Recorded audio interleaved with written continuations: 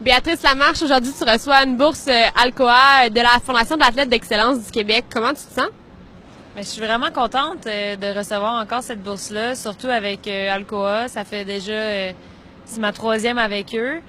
Donc, je suis vraiment contente qu'ils continuent de m'encourager dans mon sport et mes études. Là. Fait que je trouve ça vraiment cool. Là. Ouais.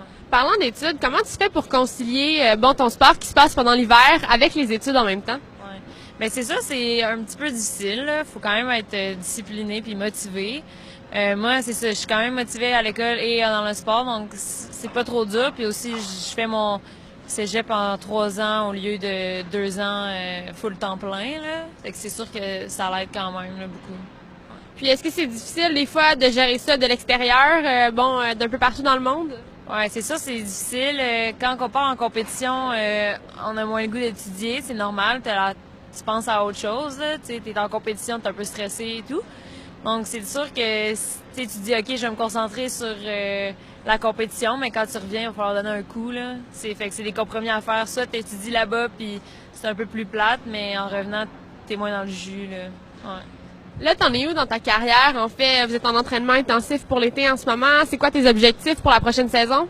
Ouais, c'est ça. Nous, c'est ça. Nous autres, on patine l'hiver, évidemment, mais on recommence au mois de mai. Fait que là, on a recommencé pas mal à 100% à s'entraîner. On fait du vélo, on fait du courte piste dans les arénas.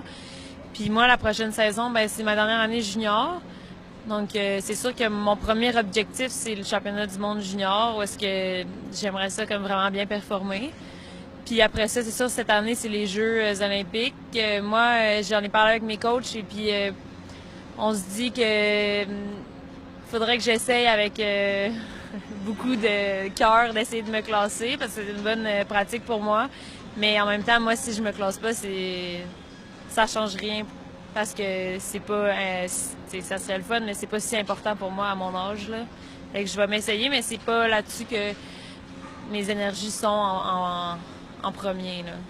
Donc, c'est comme en fait une première chance, là, une chance d'essayer la qualification. Ça va être ta première fois? Ouais, c'est ça, parce que il y a 4 ans, j'avais 15 ans, là, j'étais quand même jeune.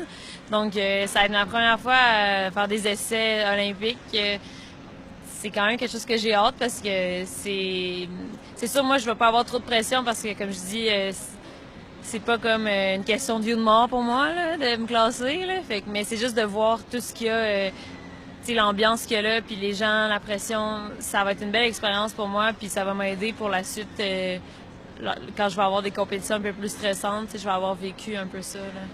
Mais quand même, les Jeux olympiques demeurent un rêve pour toi. Là. Si c'est pas cette année, ce sera dans 4 ans. Ouais, c'est sûr que moi, j'aimerais ça en faire participer à un des Jeux olympiques. C'est comme un peu un objectif en tant qu'athlète, là, mais comme moi, mettons, je viserais plus les prochains, ceux-là en 2022 que ceux-là cet hiver. Là.